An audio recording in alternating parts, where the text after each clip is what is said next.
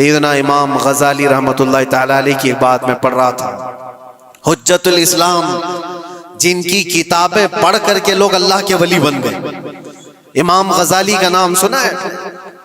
اتنی کتابیں انہوں نے لکھا، تصوف کے امام ہیں، علم کلام کے امام ہیں، منطق کے امام ہیں، فقہ و تصوف کے امام ہیں، بے شمار علوم و فنون کے دریا بہائے ہیں۔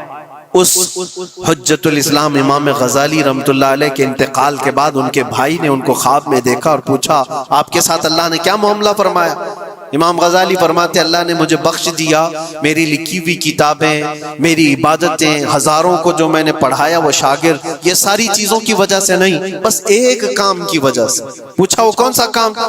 کہا ایک بار میں کتاب لکھ رہا تھا اور سیاہی میں قلم ڈبو کر کے لکھا جاتا تھا، اور سیاہی جو بنتی تھی وہ پھلوں کے رس سے نکال کر کے، اور لکڑی کا قلم اس میں ڈبو کر کے لکھا جاتا تھا۔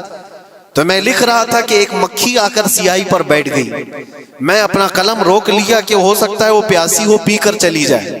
کافی دیر تک وہ مکھی اس سیاہی پر بیٹھی رہی، اور پی کر کے جب وہ اڑ گئی تو پھر میں اپنا قلم چلاتا رہا۔ یہ بات تو زندگی میں آئی اور گئی، میں نے تو اس کو چھوٹا سمجھا تھا، لیکن میری موت کے بعد رب تبارک و تعالیٰ نے مجھے اٹھا کر فرمایا جس نے میری چھوٹی مخلوق پر رحم کیا، بس اس نیکی کی بنیاد پر میں تجھے جنت عطا کرتا ہوں۔